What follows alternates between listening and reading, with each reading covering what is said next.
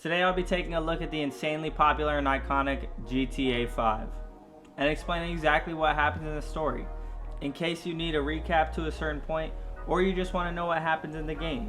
GTA 5 is a game that, despite its 2013 release date, is still played by tons of people now. Welcome to Los Santos, the bustling Hollywood-style city in the state of San Andreas. Before we get to that, we have to travel back to North Yankton 9 years ago. Prior to the main game story, we see 3 criminals attempting to rob a small bank. These criminals are known as Michael Townley, Trevor Phillips, and Brad Snyder. During the job, Michael says, "You forget 1,000 things every day. How about you make sure this is one of them?" Which happens to be his signature. Remember that line, as it's important later. The job goes bad and they are pursued by local law enforcement, and it ends in a big shootout. Brad and Michael are shot, and Trevor escapes into the snowy horizon. In the following cutscene, we see a funeral being held for Michael, but then we see Michael watching his own funeral from a distance. He has obviously faked his own death. Flash forward 9 years, and we're back in the before mentioned Los Santos. We see Michael again, who now goes by the name of Michael DeSanta, and he seems to live a lavish lifestyle in a big mansion in the fancy Rockford Hills area with his wife and his kids Jimmy and Tracy. However, as shown by his opening appointment with his shrink, Michael is a heavily depressed man. When leaving his appointment, the focus switches to 2 other men, Franklin Clinton and Lamar Davis, with Franklin being our second playable character. Lamar and Franklin are street hustlers who are members of a gang called the Families. They both work for a corrupt car salesman called Simeon, who seems to trap people in a dodgy repayment contract. Then he gets Franklin and Lamar to repossess the vehicles. Sometime later, Franklin is sent to repossess the car from a person called Jimmy DeSanta, who turns out to be Michael's deadbeat son. Franklin sneaks into Michael's house and steals the car. However, upon returning to the depot, Michael appears in the backseat and holds Franklin at gunpoint. Franklin explains that he's just doing what he's told, and Michael seems to respect the fact that he can follow orders. He then subsequently orders Franklin to crash into Simeon's car dealership. Franklin obliges, and Michael hands him a wad of cash before beating the living crap out of Simeon. Franklin is tired of gang life and street hustling, and he yearns for bigger endeavors with white-collar crime. Sensing that Michael may be someone who has experience in that field, he visits Mr. DeSanta again, and the two converse before Michael has to leave the house, hearing that somebody has stolen his boat. With Franklin's help, they retrieve the boat and Jimmy, who is on board. Later, Michael returns home to find his wife Amanda enjoying an unusual type of rally with her tennis coach. Enraged, Michael, with the help of Franklin, pursues the coach and pulls down his luxury hilltop home.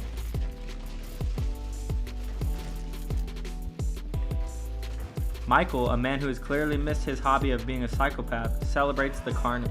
Fucking A, let's see how he liked that. However, back at home, the duo are confronted by a man who Franklin recognizes as Martin Madrazo, an even bigger psychopath and famous drug lord. It soon appears that the home was not in fact the tennis coach's, but Madrazo's, and he orders Michael to find the money to pay compensation. This forces Michael to come out of retirement and get back into the world of crime. Looks like I'm gonna have to postpone my retirement. He enlists the help of both Franklin and Lester Kress, his old accomplice from his crime days. Lester is a master hacker and has helped Michael plan and pull off a series of heists in the past. From the shadows, the trio hires some local help and rob a high-end jewelry store. During the robbery, Michael confronts a local security guard and says, "You forget 1,000 things every day, pal. Make sure this is one of them." "Remember that from before? See, I told you it was important." The job is a success and the duo celebrates and successfully pay off Madrazo. However, the story is only just the beginning. We switch to the northern part of the map named Sandy Shores. In this region, people smoke meth, live in trailers, and have 2 teeth. We again see Trevor from the Prologue, who is enjoying a romantic evening with a local model. However, he is distracted by a news report in which the security guard from before repeats the line, "You forget thousands of things every day. You make sure this is one of them." Trevor, realizing that this is Michael's signature, is shocked due to Michael's death years ago. Trevor genuinely believed that he had died in the police shootout. Angry and confused, he orders his stupid friend Floyd to go and search for anyone named Michael Townley in Los Santos. During the next few missions, we learn a lot about Trevor. He runs a small drug empire in the desert in which he tries to secure a contract with the Chinese, only to be beaten by a rival. Trevor subsequently kills their entire family and blows up their farm. Sometime later, Floyd returns and explains that he found no Michael Townley, but he did find a Michael DeSanta who matches the description. Trevor then heads back into the city to track down his old friend. Once back with his friend Michael, we learn the true nature of his fake death. He made a deal with an FIB agent named Dave Norton. Dave set up Michael financially and helped him change his identity. In return, Dave was credited for killing the famous Michael Townley, and thus earned a promotion. Trevor was the one that was supposed to be killed in the shootout, but instead Brad was, and was buried in Michael's fake grave. Whereas Trevor still believes Brad to be in prison, Trevor eventually tracks Michael down, and the two are reunited, but before they can discuss the elephant in the room, Michael has to go save his daughter Tracy from shaming herself on a local reality TV show. Trevor helps, and together they save Tracy and humiliate celebrity presenter and regular GTA character Laszlo. Come on! Oh, please don't kill me, okay? Michael and Trevor remain frosty, with Michael not properly explaining what's happened and why he is still alive due to the jewelry store job. Michael broke his deal with FIB agent Dave Norton, and now in turn, Dave introduces him to his boss, Steve Haynes, who blackmails Michael into performing a series of operations to undermine the International Affairs Agency. Michael reluctantly obliges and enlists the help of Franklin, Lester, and Trevor.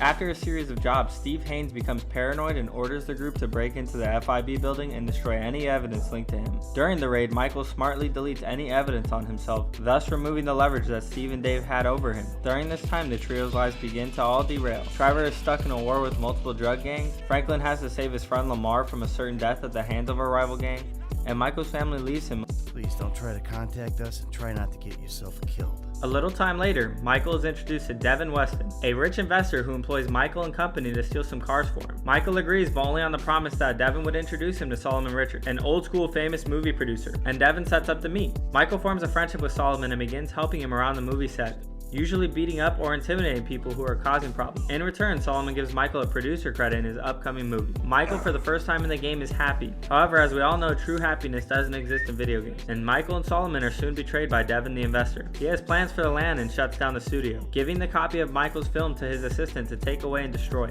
Michael, in a blind rage, chases Devin's assistant Molly, which leads to her accidental being thrown into an airplane turbine. The film is now saved, but Michael has made a powerful enemy in Devin. Lester and the team begin to plan one final job, which they called the Big Score. They plan to rob the Union Depository, which is a pretty audacious heist. However, before they can plan the job, Trevor finally pieces together everything that happened back in North Yanktown and visits Michael's fake grave to find Brad inside. Before the duo can sort anything out, they are attacked by the Chinese, one of many groups Trevor is pissed off. Trevor escapes, but Michael is captured. Michael is tortured by the Chinese in an attempt to find out where Trevor is. However, Franklin and Lester manage to track him down and save him from a certain death. Back with the FIB, Michael meets with Dave and Steve, but it appears that Steve has betrayed them. This leads to a major standoff between the FIB, the IAA, and a private security firm called the Merryweather Services, whom the trio have pissed off multiple times in the game. Michael looks set to be killed, but is saved by Trevor, who claims that he is the only one with the right to kill Michael. Afterwards, the trio proceed with the Union Depository job and are incredibly successful, leaving all three mega rich. However, with the champagne still on ice, Franklin is approached by Steve Haynes and Dave Norton, who explain that Trevor is a liability to all of them and needs to be killed. Failing to do so will mean that they will arrest Franklin. And then he's also contacted by Devin Weston, who orders Franklin to kill Michael, seeking revenge for early game events. We then see Franklin presented with three choices: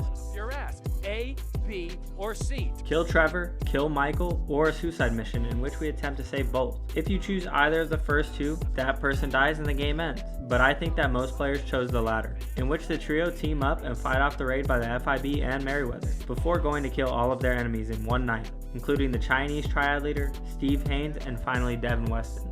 With their enemies dead and the money from the highly successful bank heist, Michael's family returns home, Trevor moves back to Sandy Shores, and Franklin begins to enjoy a lavish life away from street warfare. The trio parts ways but remains friends. And that's what happens in GTA 5. I hope you enjoyed the video, and don't forget to subscribe.